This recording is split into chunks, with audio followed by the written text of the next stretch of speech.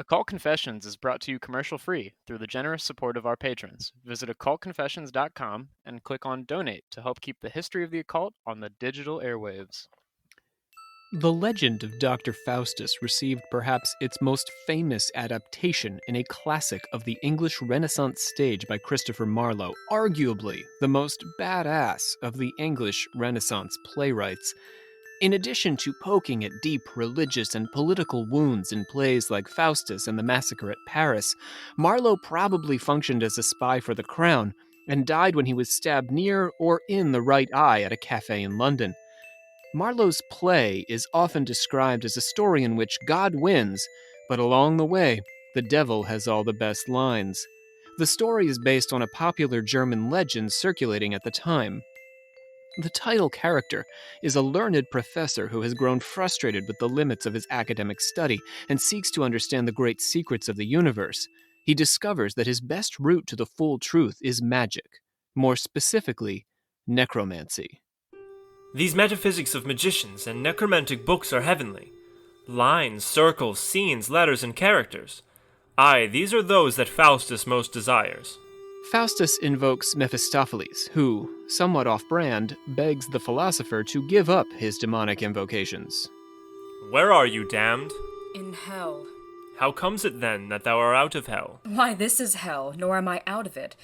Thinkest thou that I, that saw the face of God and tasted the eternal joys of heaven, am not tormented with 10,000 hells and being deprived of everlasting bliss? O Faustus, leave these frivolous demands which strike a terror to my fainting soul. But Faustus makes his deal, as the old German legend tells, and the occult secrets of the universe are revealed to him. He teleports around the world, meeting the 7 deadly sins, entertaining emperors by conjuring Alexander the Great and his paramours, as well as a nude Helen of Troy. In a fairly bizarre scene to modern eyes, he also stops by the Pope's court and plays a series of juvenile pranks on him. Marlowe is famously flip with the Holy Church in his Protestant England, albeit during a time of religious conflict. He has Faustus request that Satan's emissary appear to him in the guise of a Franciscan friar. But, despite Faustus's good humor, Marlowe must, as the legend dictates, condemn him to hell. Having dealt with the devil, heaven turns its back on him, and the devil arrives to drag Faustus down into the pit. It strikes, it strikes! Now, body, turn to air, or Lucifer will bear thee quick to hell. O soul, be changed into small water drops, and fall into the ocean, ne'er be found. O mercy, heaven, look not so fierce on me. Adders and serpents, let me breathe a while. Ugly hell, gape not. Come not, Lucifer, I'll burn my books, O Mephistopheles. The imaginary Faustus was inspired by the stories of a series of real German alchemists, well-traveled throughout Europe, whose scholarly exploits and willingness to engage with occult themes from ancient pagan and medieval Arabic philosophy led to accusations that they were trafficking with the devil. These men form a chronological progression, with each man citing his predecessor to defend his occult pursuits, or studying directly with him when time and geography permitted. Today, on Occult Confessions, the real-life alchemists who inspired the legend of Dr. Faustus. How about that? You guys excited for Faustus? That was epic. Yeah. I wish it was that epic when I read that thing. What? You didn't like it? Well, it's a lot to stomach sometimes. It's very short. Well, at least Marlowe's is. Just don't Yeah. read Goeth's if you want to have a good time. Goethe? Is that who you say his name? Yeah, it's a German thing. It's just a German thing. I'm sorry to our German For some listeners. reason, I we am have not trouble German. with German words over in the English-speaking world. There's a lot of syllables or lack thereof on a lot of. It's Yeah. just there's no in between. Language, yeah. Nietzsche. There's all these words Yeah. we fight about. Oh, that is one we fight about. Yeah. Well, anyway, we're going to tell the real story. I'm excited. You ready for this? Yeah. Cool. Me too. My name is Good, Rob C. 'cause- Thompson. What? I was going to say good because you got to do it, but go ahead. My name is Rob C. Thompson. I am the Supreme Hierophant of the Secret Order of Alchemical Actors and a doctor of things occult. Not exactly like Dr. Faustus, but not entirely unlike Dr. Faustus either. I have not made a deal with the devil, as far as I know. Am I your demon? Olivia's my demonic familiar. Yeah. My Mephistopheles is our Grand love Master that of for the us. Order, Olivia Litterall. That's me bringing. I'm not bringing the knowledge though. You're bringing it. So You would also have to be super sad to not be in the presence of God as a fallen angel. yeah, that I'm struggling with that one. I guess maybe I'm still in the low level stages of grief. You're working your way through. Yeah, as a fallen angel, It's a slow process. You have millions of years to work it I out. got to work my way back to God. Yeah. And Dan is back. Now, Dan, here's a fun fact. The last time Dan was on the podcast, it was before COVID. Yeah, Oh my I could God. see you. Now I can't see you, Rob. Where are you? It was both before and not before, because we recorded. Dan was the very last person on our, like, the last day, like, in our theater. Yeah. We Oh, were that's I right. dropped the frantically mic. recording episodes because we knew the quarantine was coming. That What was episode was that? Oh, I thought maybe you'd know. It was the Sorry. conspiracy series. Dan, do you remember what the last one was you were on? Oh, it's in season 9. I know that. That's bad. We don't know. It was the what beginning of that the was. conspiracy series, maybe. So maybe Nesta Helen Webster, one of those. Yeah, that's in the ballpark. Somewhere around her. We, the members of the secret order of alchemical actors, do solemnly commit ourselves to a full and honest telling of the history of the occult as far as we know it. All right, let's get down to those plugs. Plug. I feel like you got your mojo back on the plugs. Yeah, I kind of went for it a little bit with that one. Yeah. It's hard. It's hard plugging by myself. That sounded bad. We're going to edit that out. Never mind. I'm not. You got to edit. Oh, God. Okay, whatever. My All mom doesn't plug-based listen. puns stay in the podcast. You're Haven't you right. noticed? You're right. Everyone they're have all a field inadvertent. day. All right, let's do this. So Emery J, longtime friend of the podcast. They have joined the crew of patrons. Welcome, Woo! Emery. Anthony P, Evelyn L, Ash D, and Zappa's SG, who I wow. assume is listening to Weasel's Rip My Flesh as we speak. Ah. Ah. Look at you being cultured. Zappa reference. Okay. I figured I could have gone with Hot Rats, but that feels cliche. Yeah, that's just an alley-oop. I just want to... Olivia, do you have any idea what we're talking about? Nope. See? Well, boy, do I have an album for you. It's a Big Tent podcast, both for people who can name a Zappa album and people who cannot. I also want to send my love to Mila, who I believe we called Mila in the last episode. So, Oops. Love for Mila. It's sort of what we do. We mispronounce names here and then go back and pronounce them correctly. Yeah. It's an evolving podcast. We edit as we go. Now, Dan doesn't know that he's here in part for this reason, but we have a very special announcement to make on today's episode because we have cleared the bar for being what I consider to be fully funded, which means that the basic expenses of the podcast are now being met on a month-to-month basis. Of course, we're going to have to go back and pay for some of our debts, so it's going to take a little while before we completely catch up. But good job, listeners. You did it. Thanks, guys. Drop the balloons. Now, I actually foresaw this coming. Can I say it that way? Sure. You can do whatever you want with that PhD. I really can't. I wish that was true. Our reviewers say otherwise. Yeah. So, about 3 months ago, we began work on our second project. And that project is called The Dark Pool. Ooh. So, beginning in September, we will start launching a series of episodes as The Dark Pool. So this is not going to detract from Occult Confessions. I am nothing if not a sadist. I will continue to roll out these episodes. Hell yeah. Sadist first, PhD basis. Second. We love sadism here. So we're not slowing down with this podcast at all.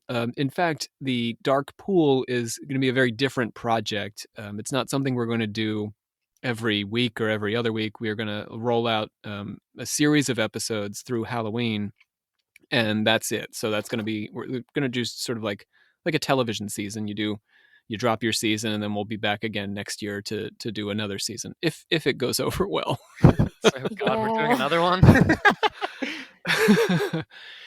So what's maybe we're hoping that our Occult Confessions listeners will be interested in this. It's not like what we're doing here. It is in a way. It's all of your friends from Occult Confessions have joined together to create this second project. But unlike this podcast where we talk about the occult, in Dark Pool, we are actually going to be doing our own parapsychological experiment and delving into our own brand of occultism. So it's a mix of storytelling, there's a bit of fiction, and a lot of real life experience as I basically take 4 innocent young college students and put them through the paces and torture them and make paranormal things happen to them. Morality questionable, enjoyment guaranteeable. Wow. TM. No wonder we so- have you helping with social media. Stay tuned. At the end of the episode, we are going to post the trailer for Dark Pool. So there you go. And while we're in the plugs, Olivia, I promised last time I would let you do this. Go ahead. We got Merch? Is that what you're talking about? Yes. I'm like, what did you There's promise confidence. me? You promised me anything. Merch. Yeah, we have merch, guys. Merch. $20 for a t-shirt. You really can't beat that. They're actually like legit nice t-shirts. Like like Jacob and I were joking about it, I think the last episode, but also we're totally serious that these shirts are very comfy. So There's your yeah. plugs. Let's I feel like close them that up. was a decent plug. Plug! Albertus Magnus, number 1. The first of the German scholars that we will be visiting on our tour through the Faustuses of history was a Dominican friar dating back all the way to the 13th century. Albertus Teutonicus was based in Cologne and spent much of his career appropriating Greek philosophical thought into a Christian context. Albertus, along with his contemporaries Robert Kilwardby and Roger Bacon, established the touchstones for the study of natural philosophy for generations afterwards, and was given the title Magnus in the 14th century, as well as Doctor Universalis. He sets the stage for the lineage of famous German alchemists we're discussing today. As a medieval scholar living in the 13th century, he became a major inspiration for Renaissance thinkers, particularly the German philosophers and occultists who would follow him. Most importantly, Johannes Trithemius, but also Heinrich Cornelius Agrippa and Paracelsus. Albertus was born sometime between 1193 and 1207, and he died in 1280. As a young man, he traveled throughout Europe with his uncle, visiting mining districts to learn about metals. Sounding very alchemical so far, yeah? The alchemists do enjoy some metals. Everyone enjoys some So metals. I have heard. An occasional stone, I think I have heard as well. He's A the, gem or two, maybe. Not he's the not Led not Zeppelin any of the stone. alchemists. He experimented with metal early in his career. He, no, anyone? Okay. No, I was just gonna let it sit. You know, let it marinate. You sounded like you had more to add. Metals. Early metal. Anyway.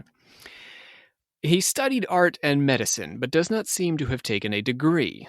In the 1220s, he joined the Dominicans, an order founded by the Spanish monk Dominic in 1216. So it was like a new cool thing to become a Dominican when he joined them. So he studied it, but he didn't get a degree, you said? He did a lot of research, but he didn't take a degree. He got a minor. He was in a it? dabbler. He was a dabbler, yeah. Okay. Dominicans were sent to their home countries where they could spread their teachings using their knowledge of the native language and customs. And so after he studied the Spanish Dominican tradition, he went back to Germany, where he was assigned first to Teutonia and then also Cologne. He was a skilled teacher and lectured in Dominican houses in Hildesheim, Freiburg im Breisgau, and Regensburg. I've been watching that Netflix show Dark, so I heard that's good. it's helping me with my German pronunciation. It's actually So not because they dubbed it, You're but sounding wonderful. I've been seeing a lot of German words. I'm sure I'm doing a horrible job. German listeners, feel free to tell me how terrible I am at this. In the 1240s, he earned a Master of Theology. There's your degree, Olivia, at the University of Paris, where he stayed on as a professor until 1248. In Paris, he developed a passion for studying Aristotle's science and metaphysics. Together with his student Thomas Aquinas, who some of you may have heard of, Albertus would popularize the study of Aristotle as a positive contribution to Christian thought, rather than a pagan departure from orthodoxy as Aristotle had been viewed in the past. So this is part of Thomas Aquinas' philosophy as well, is bringing Aristotle over, saying he's not just a dirty pagan, he can actually inform the way we think of ourselves as Christians. I was supposed to read a book about him for my Reformations class. Supposed to. Yeah, I'm not going to read a whole book on one. Well, I would read a whole book on one person, but not him. He traveled extensively in the 1250s between Germany, Belgium, Italy, and France, moving on foot because of Dominican prohibitions against riding on carts or horses, except in extreme emergencies. Let me just do that one more time.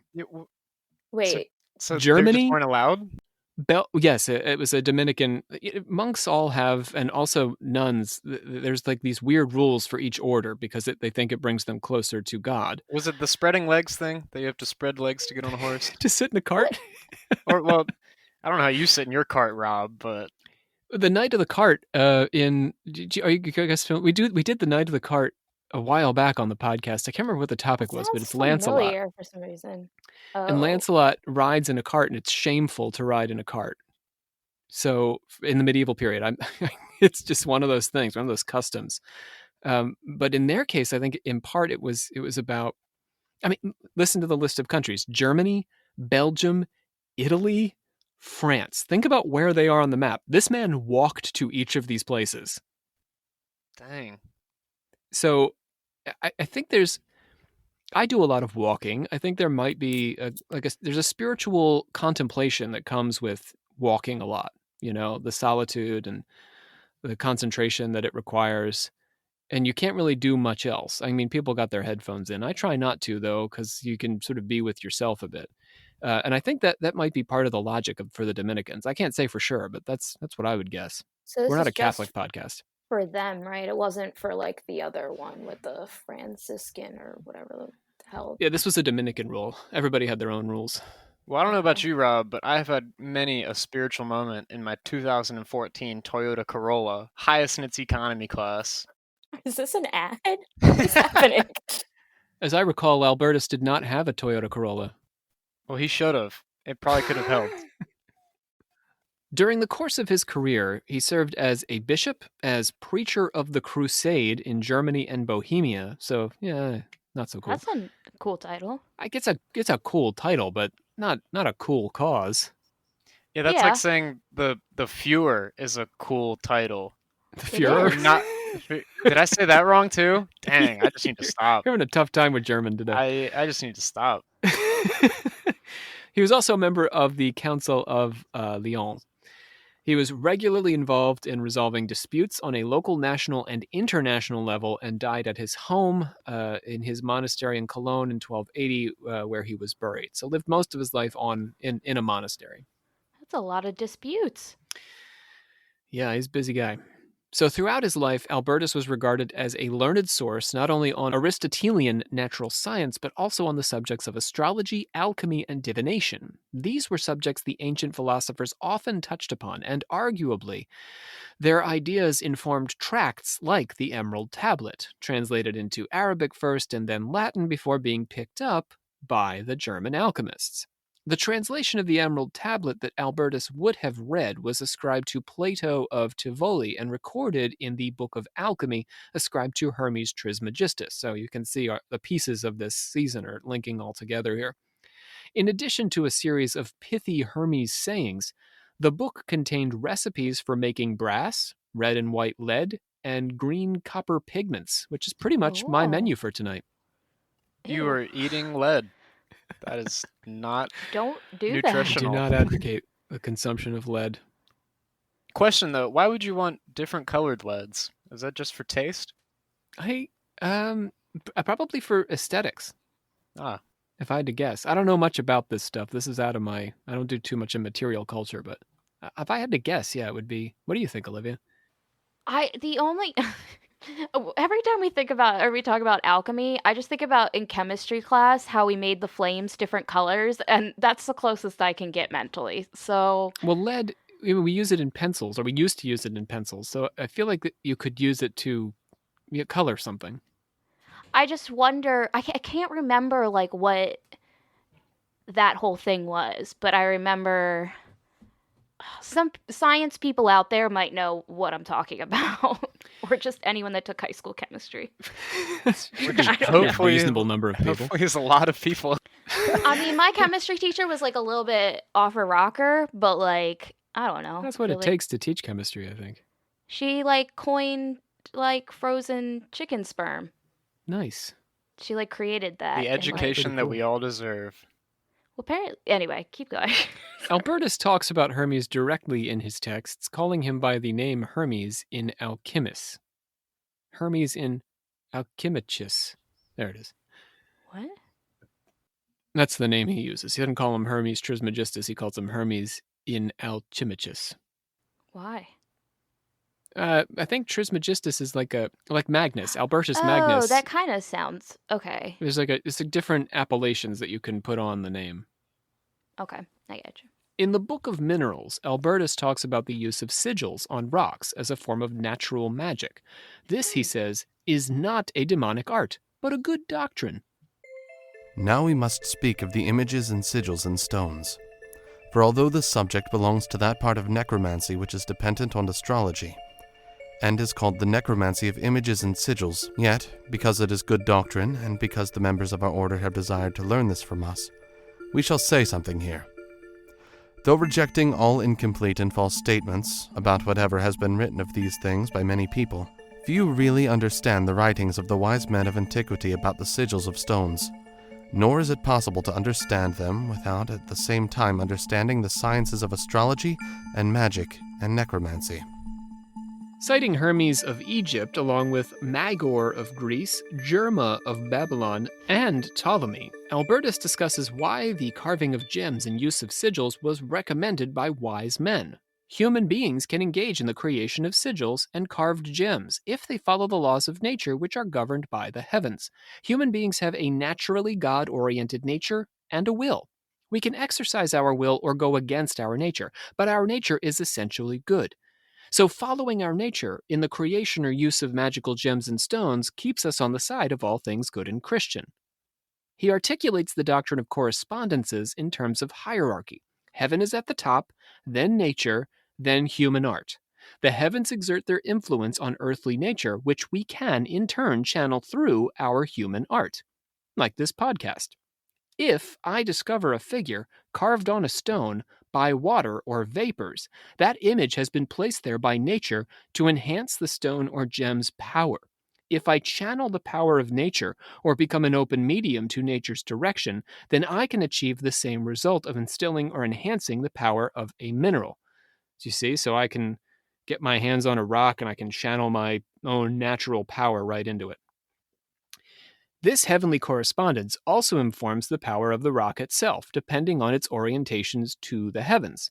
The placement of the planets and stars, in turn, informs when best to create a carving or image on its surface. Should you do it on a Tuesday or a Thursday? So I don't know if this question is off base, but isn't there a whole thing? This is like reminding me of the three wise men, and that's like a whole that's supposed to be like an alchemy thing in some circles, right? Like they Some think believe the three that they were wise men, alchemists. Yeah. Yeah, which is why like the different with like the myrrh. frankincense and the myrrh. Yeah, okay. All sorry. children love myrrh for their birthday. Well, you were talking about like the stars and the Yeah, this guy is... like. He's very... Okay, so here's the weird thing about Albertus Magnus. And I read some of him in... Like, not original, but I read translation of his primary text. He's, like, very hip. So a lot of stuff that people are into today, Albertus Magnus was writing about in the 13th century. Let me do you one better here. Listen to this. A particular image on a particular stone can be used to cure disease and otherwise improve a person's condition. Think about y'all wearing your gems or putting them in your pocket. Yeah. These images are derived from the constellations of the zodiac grouped into, listen to this, 4 sets of 3, which are each assigned to an element.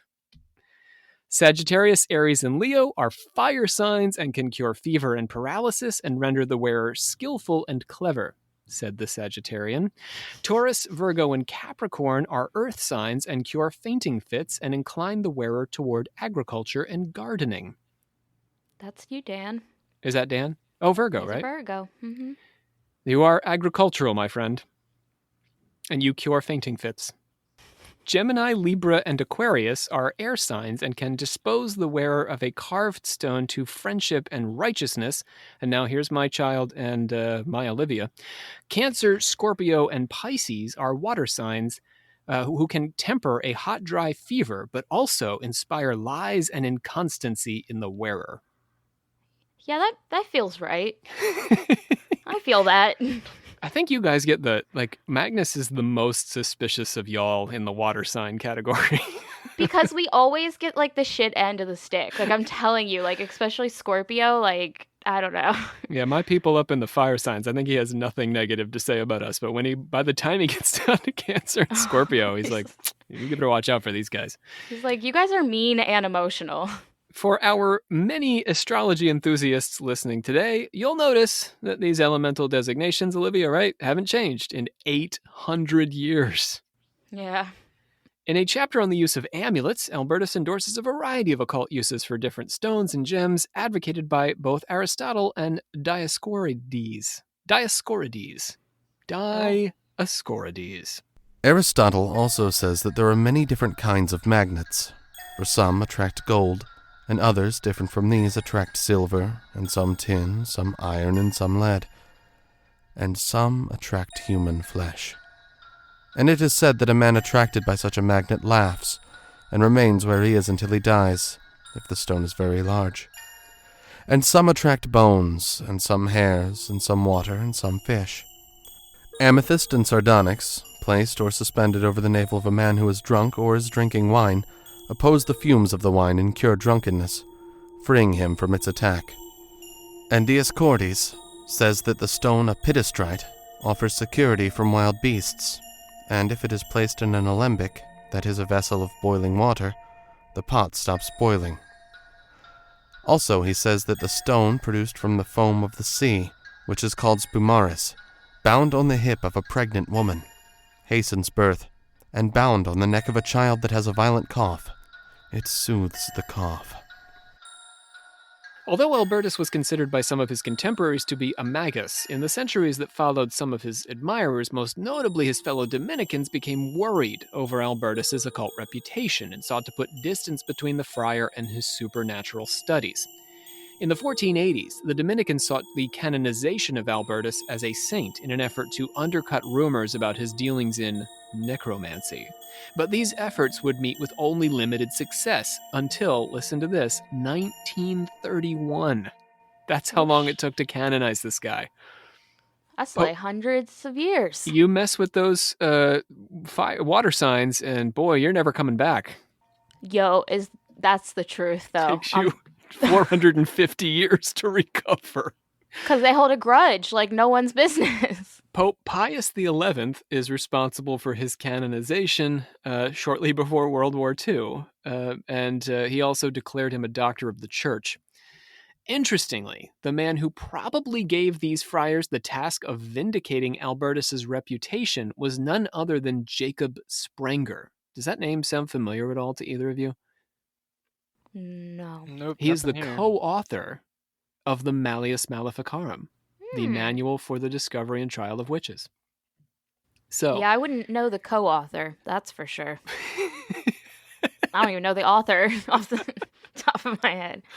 Sprenger's manual for witch trials shows the growing conviction among 15th... Arguably, it was written by one person. Anyway, we don't know. We're not just entirely him? sure. Huh? So just him? Possibly. So his manual Oh. for witch trials shows the growing conviction among 15th and 16th century people that any occult practice was necessarily demonic. In this view, any manipulation of the natural order, either through the alchemical transformation of substances or psychological control, as in a love potion, involved some degree of traffic with the devil. The 15th century friars sought to label Albertus's study of alchemy and astrology as an effort to discredit occultism, and that he was forced to undertake his study not out of curiosity, but as an authority on medieval natural philosophy, who was asked to weigh in on these increasingly popular practices. So basically, they're saying he's like an anti-occultist who just like dabbled in occultism so that he could write arguments against it. He didn't want to knock it till he tried it. He's a poser. That's what they're saying, yeah. Got it. The friars argued that Albertus only engaged with alchemical and astrological texts in order to sift out the good from the bad, the natural from the supernatural, in their arguments about him, that is.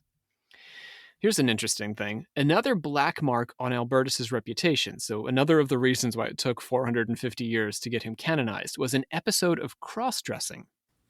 In his life, yeah, right? This is so cool. That's fun. Love this. In his Life of Albertus, the friar Rudolf de Nijmegen also addressed the rumor that Albertus disguised himself as a woman. And here's why he did this. In order to serve as an apprentice to a midwife, so that he could learn the secrets of embryology, gynecology, and obstetrics. That's so I kinda love insanely that. cool. Like kind of sus for like dressing up like a woman to learn about gynecology. Like there's some morality that could be questioned there, but in general, thumbs up. Should you two ever get into the wide world of pregnancy, there's people who are pregnant or know people who are pregnant. The sort of feminist argument around pregnancy is that it's often ignored and the woman's health is treated as secondary or tertiary.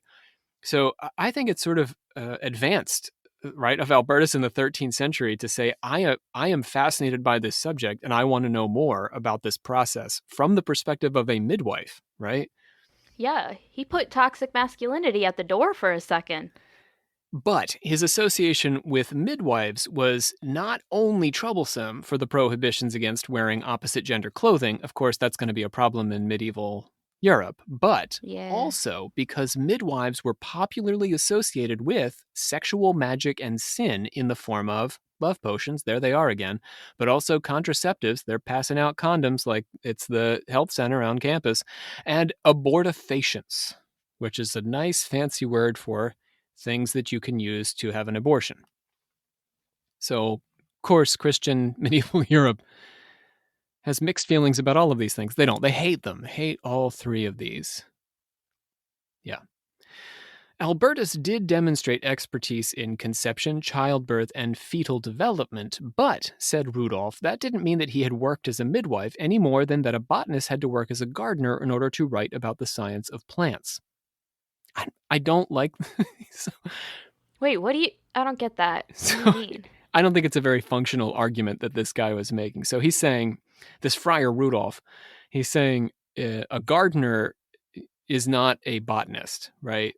So it wouldn't have been necessary for Albertus to be a midwife to be able to write about gynecology and obstetrics, because he's saying a botanist doesn't have to be a gardener. But that is a bit nonsensical, because a botanist does, I think, need to get his hands on a plant. Plus, a gardener doesn't need to have botanist knowledge to technically be a gardener, really, right? Well, that's the midwife, right? So the midwife is the gardener in this simile, and the botanist is Albertus. So the argument is that a botanist, in writing his treatises about plants, need never be a gardener. Do you see what I mean? I guess. But I think you kind of have to be. I think if you're a botanist, you also have to be a little bit of a gardener. Like, you don't need to have all the best techniques for, I don't know, trimming shrubs, but you kind of do need to know about plants. So if you got to know that vagina and, the uterus and all the pieces in between, if you're going to write about them.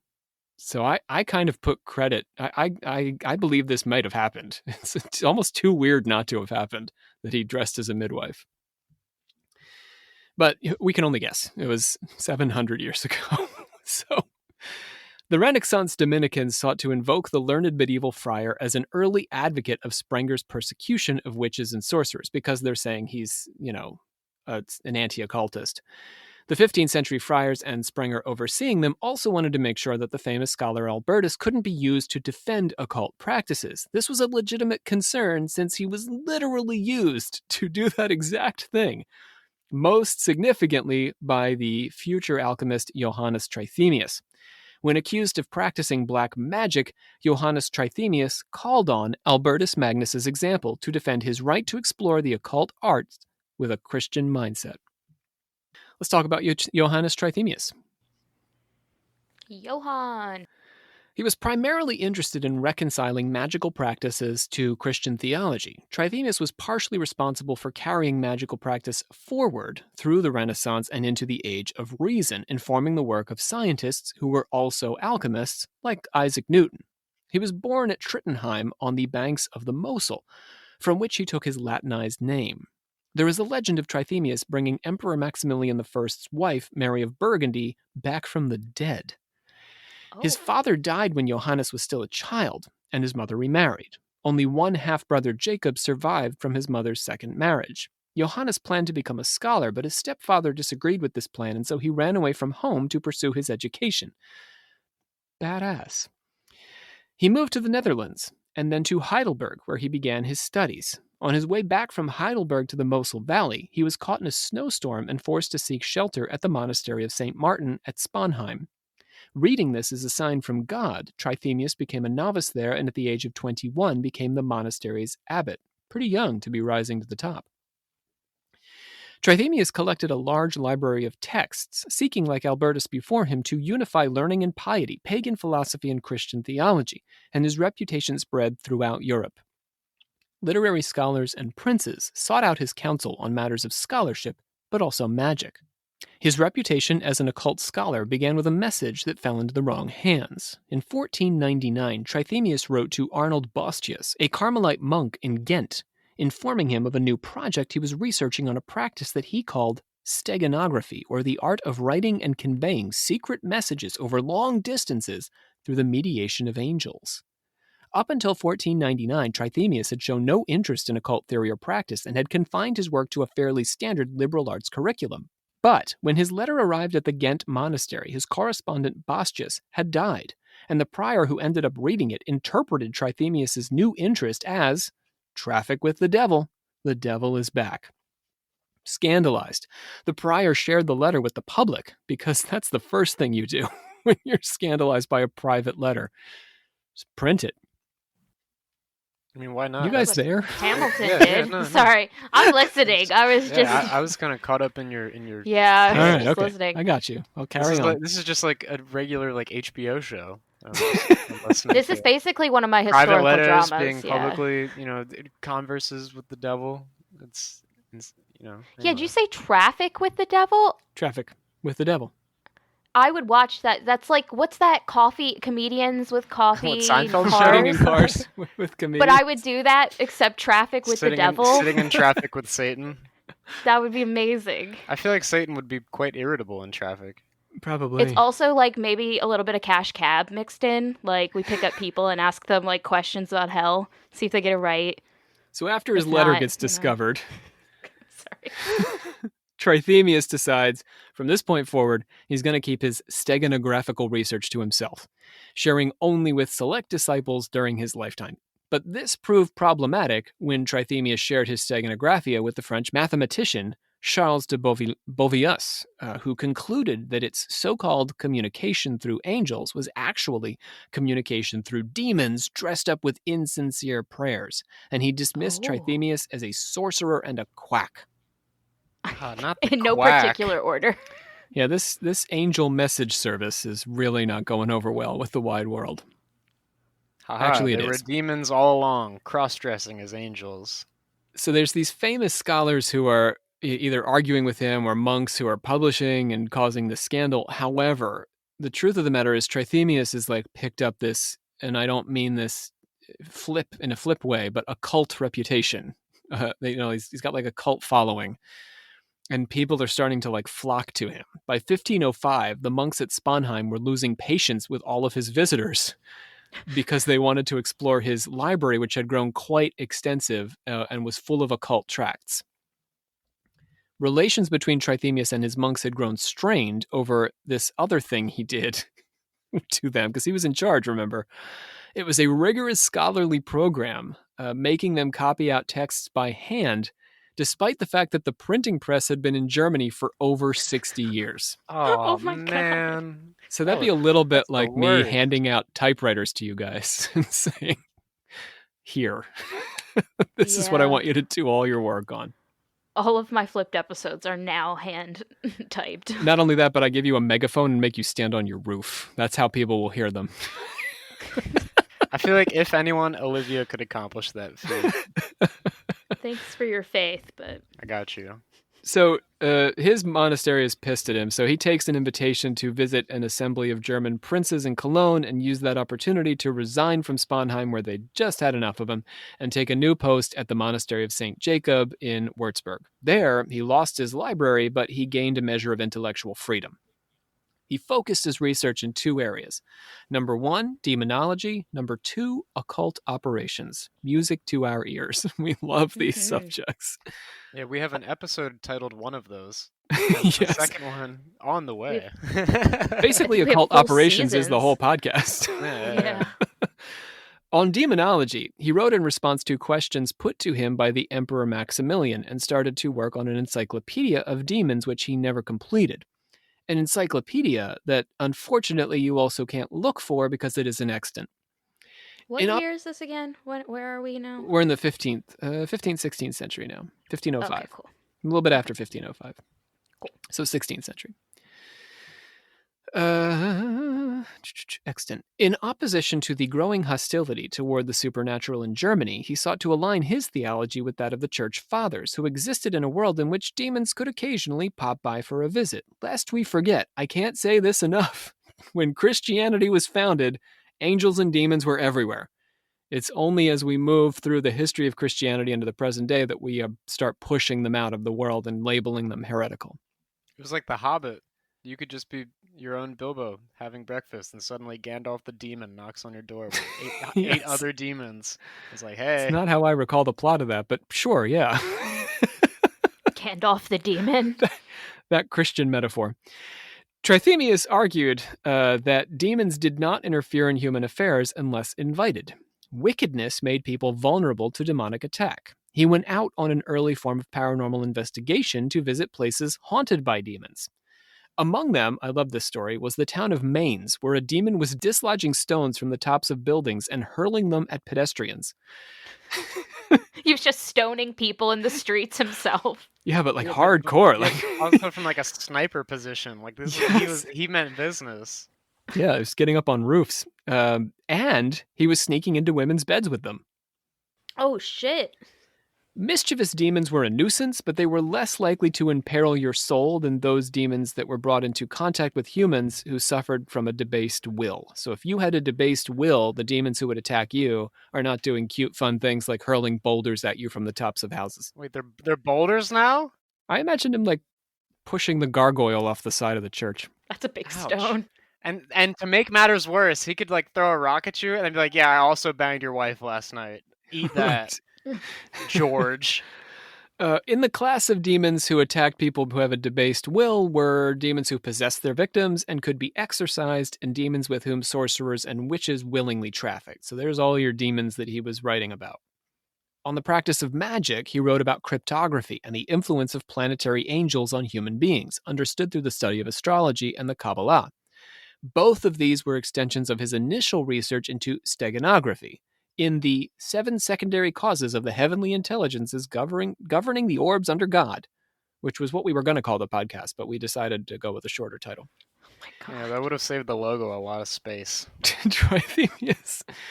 Trithemius gives a brief history of time, outlining how the particular planetary angel ascendant at a given moment in history informed the events that took place at that point in time. So you have different angels moving into the dominant position, and those angels' personalities influence what's happening on Earth. Dedication to the Emperor Maximilian. Renowned Caesar, it is the opinion of very many of the ancients that this inferious world, by ordination of the first intellect, which is God, is directed and ordered by secundarian intelligencies, to which opinion conciliator mediocrum assents, saying that from the original or first beginning of heaven and earth, there were 7 spirits appointed as presidents to the 7 planets, of which number every one of those ruleth the world 354 years and 4 months in order. To this position, many and they most learned men have afforded their consent, which opinion of theirs myself not affirming, but delivering, do make manifest to your most sacred majesty. In his letter to the deceased Bastius, he described a series of books in process on occult practice. The first concerned cryptography, or the encoding of messages. The second, the transmission of messages across great distances through non-physical means. The third, how to teach an uneducated man how to read and write in Latin in 2 hours.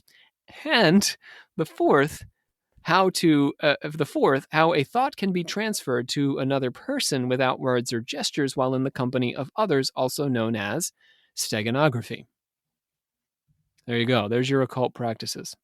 They just sound like modern YouTube titles.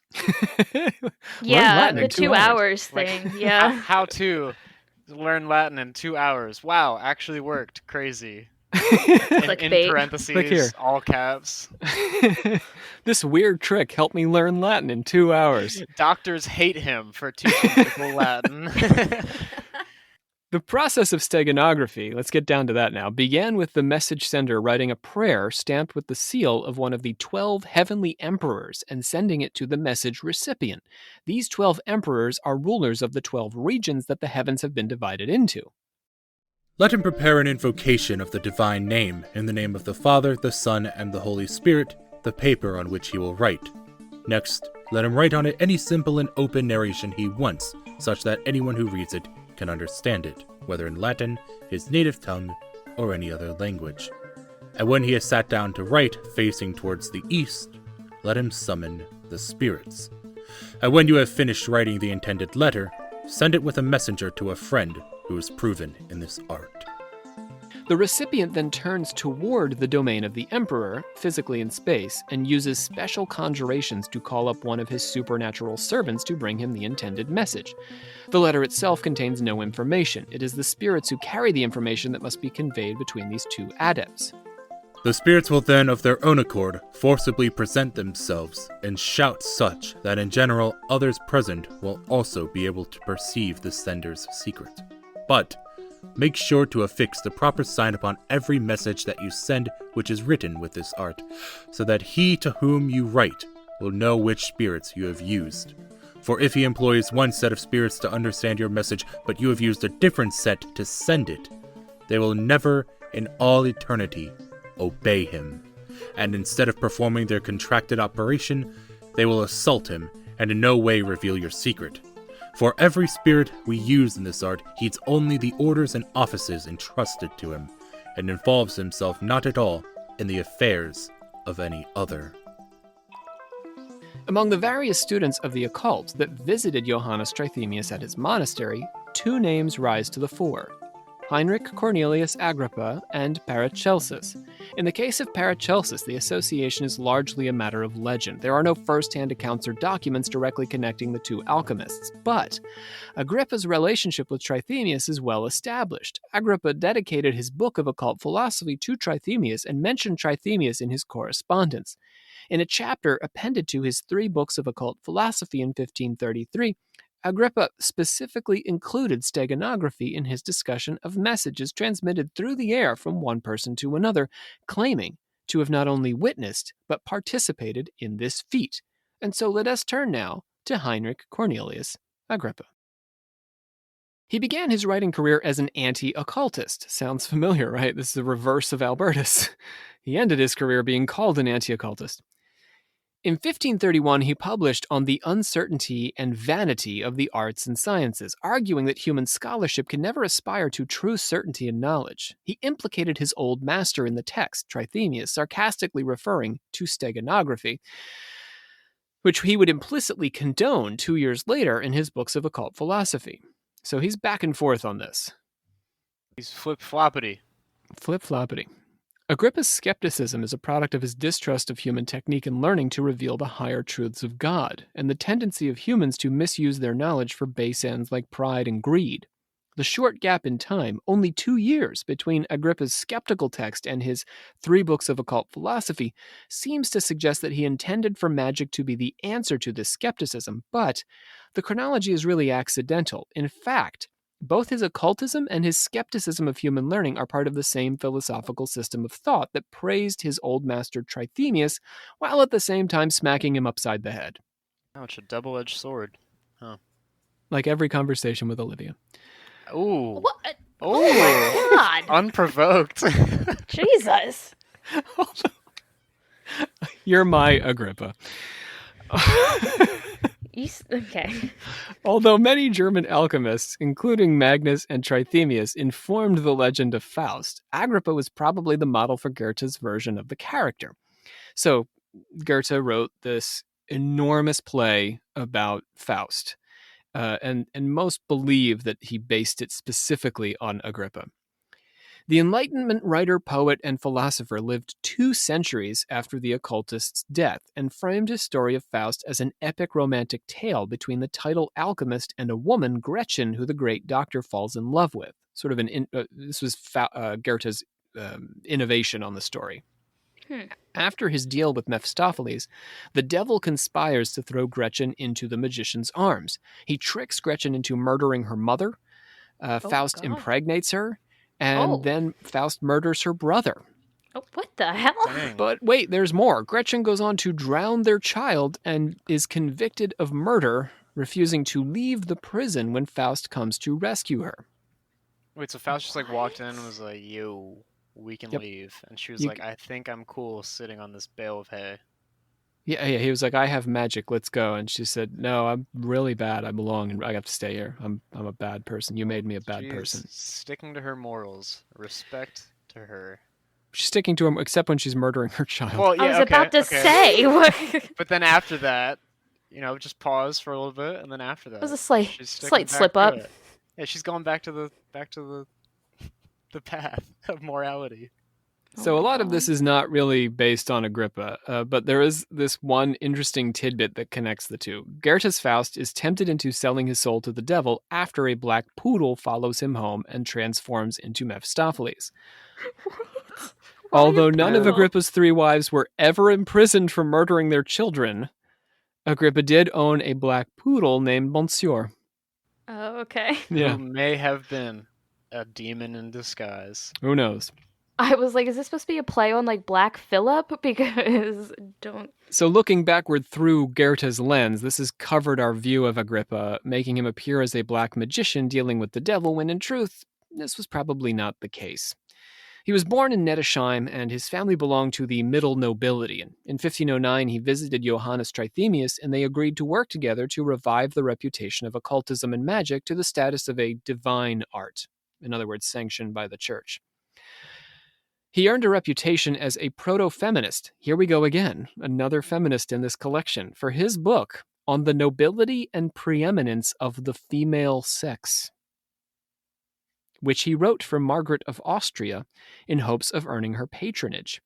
He said, "Since God created woman after man, this means that women were the end or pinnacle of God's creation, the height of God's achievement.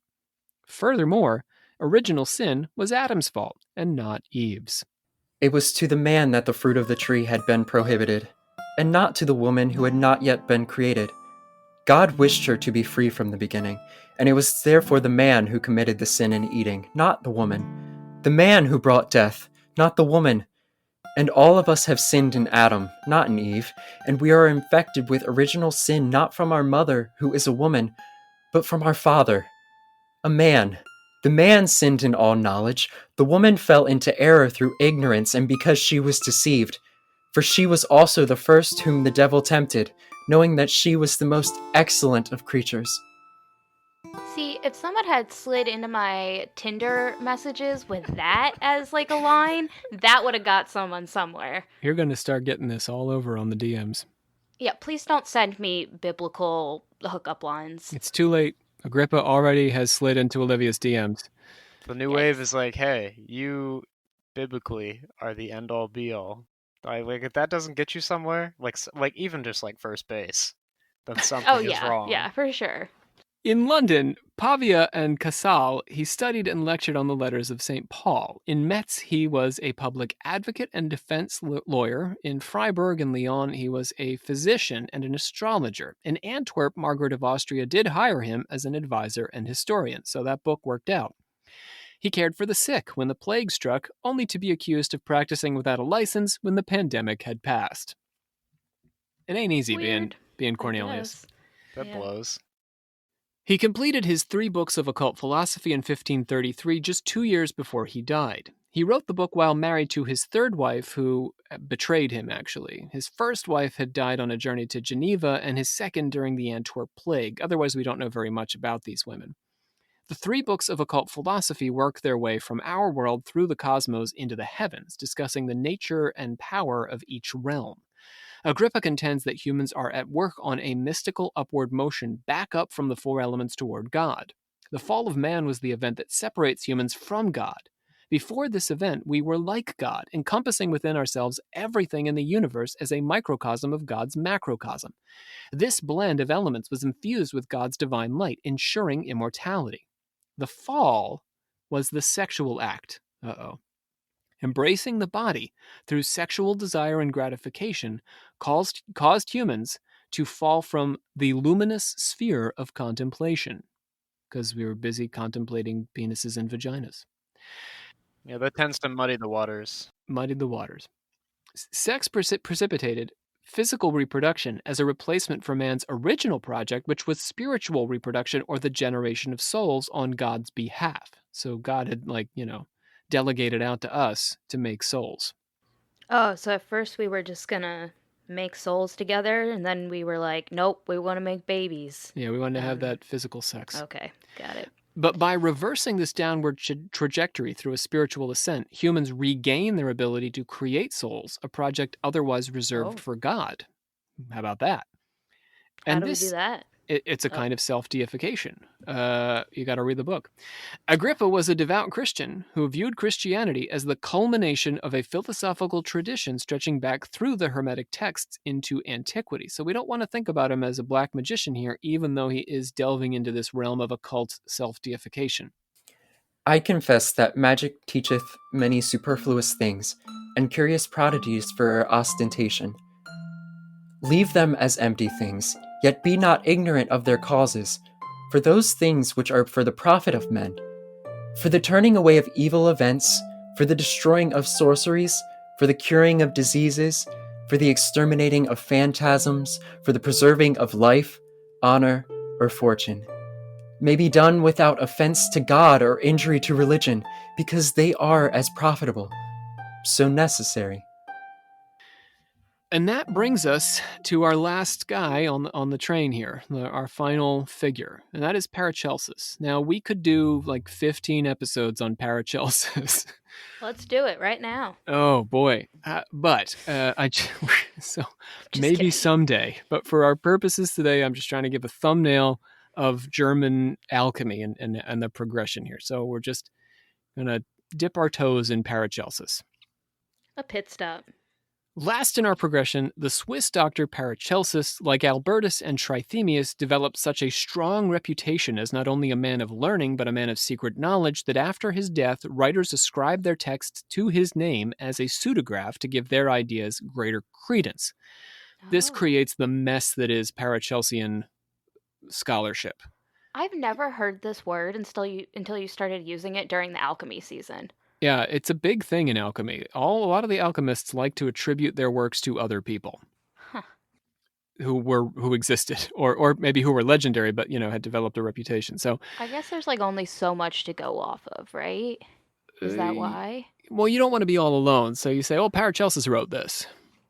He's famous." Okay, yeah. And he's got a reputation, and then your ideas get picked up and carried along. I think alchemists were really interested in other people doing the things they were doing and exploring the things they were exploring to try to find this answer. I see. But it's difficult for us to study Paracelsus because we have to tease out which books were actually his and which were just ascribed to him. Mm-hmm. His association with occultism, for our purposes then, also needs to be carefully ferreted out of his actual writing. He was born in Einsiedeln, Switzerland. Okay. His father was a physician, and Paracelsus followed in his footsteps, studying medicine at the University of Ferrara and then wandering through Europe as a military surgeon and itinerant doctor. Our alchemists love to wander. His writing career began in Salzburg in the 1520s and continued until his death in 1541. He wrote on natural philosophy, theology, medicine, and to a lesser extent, things occult. There's been some controversy over Paracelsus's involvement in the occult, with some scholars separating his occult writing off from his medical writing as questionably or falsely attributed to him, but the line of thought in both the medical and occult texts is similar enough to ascribe them to the same author. Paracelsus was primarily a natural philosopher who wrote about medicine, but was secondarily or tertiarily a writer of the realm of the supernatural.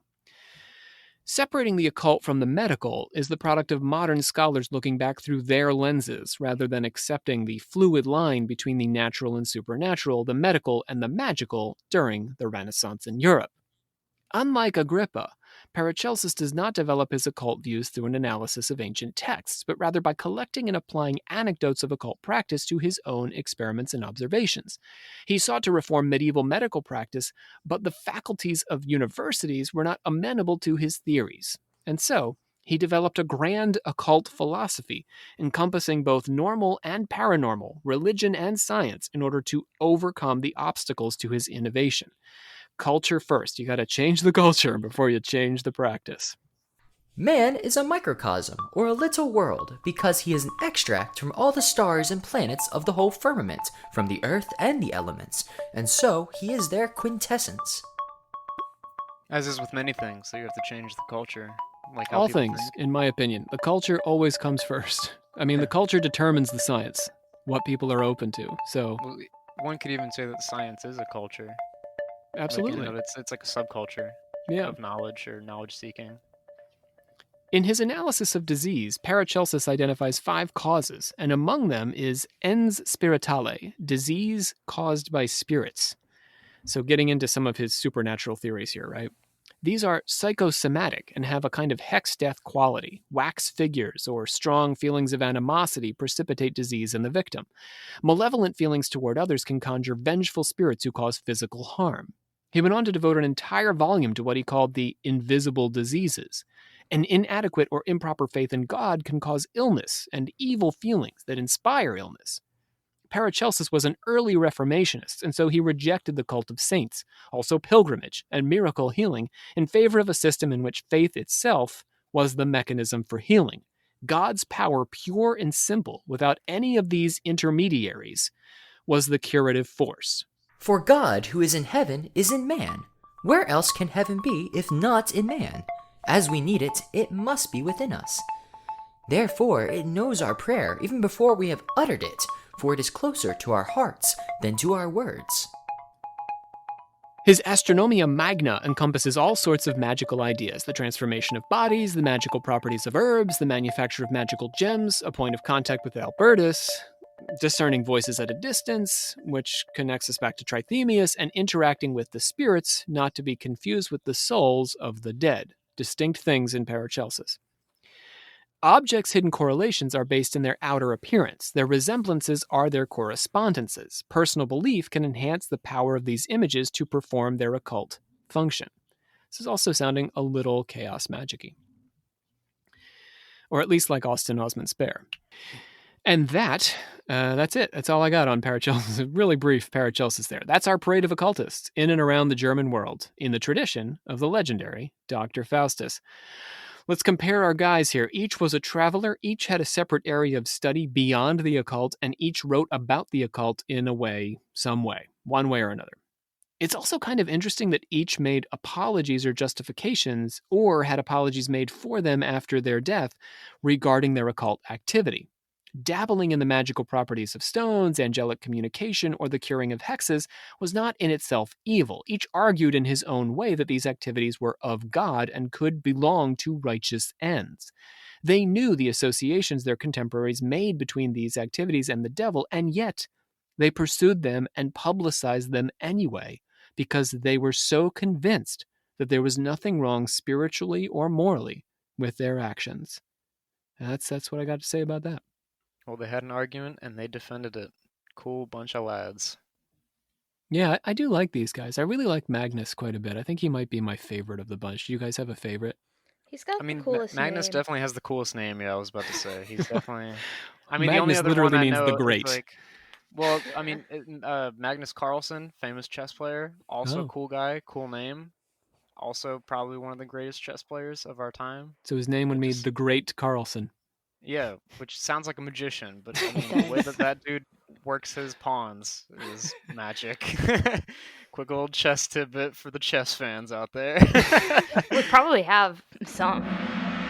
We're going to take a quick stop in the order of confessors for Eliope444, who calls us absolutely spectacular and an amazing learning tool. Aw. Wow. Well, you know what? Maybe they are the Magnus. Wow. Also, Great. some love to the folks who've been reviewing anonymously. That certainly does make us feel good. We appreciate the stars. Feeding us those stars is never a bad thing. And that's it. I think we can. Let me go do the sources, and then we'll go ahead and play this here preview for you, and then we'll get out of here. So our sources today include Christopher Marlowe's Dr. Faustus, Albertus, Magnus or Magus ? Magic, Natural Philosophy, and Religious Reform in the Late Middle Ages by David J. Collins, the Albertus Magnus Book of Minerals, translated by Dorothy Wyckoff. Also, Trithemius.com, which is a website, and I will link to that on our resources page. Noel L. Brand's Trithemius and Magical Theology. Also, in the book The Occult World, which I recommend to all of you. It's edited by Christopher Partridge, chapters by Florian Ebling, Woodard J. Hanegraaff, and Andrew Weeks.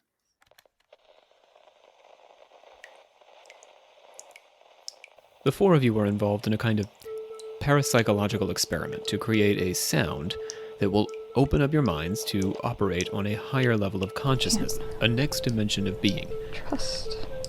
I don't trust. I mean, like, I heard, like, it was obviously me, but how does Rob get this audio of me? It's like, I don't know, it was very confusing So and kind of scary. It was me and her sitting there, and I watched her do it, and then I played back the audio, and it's her voice, and then there's another voice there making noises, making words, talking. So I've been doing a little bit more research on that conspiracy blog I was telling you about. He's talking about these people that were messing with audio equipment and then weird things started happening to them. I can't say for sure what you'll experience through this work or what we might discover together, but whatever happens, the important thing is we must stay with it. Why does the universe keep teasing me? What does it want? You know, just like a different meditation than what I normally have, and I woke up the next morning and, I know it sounds crazy, but I woke up naked outside. Yeah, in the place I was stuck in a cage and there were rocks falling on me and burying me, but I got out. And then I think I was led into the golden place. He's getting to this very, sensitive state, and I'm trying to protect him a little bit, but then this kid, Dan, just comes in and starts, almost messing things up, and I swear to God, if he doesn't back off of Nathan, I'm gonna freak out on him.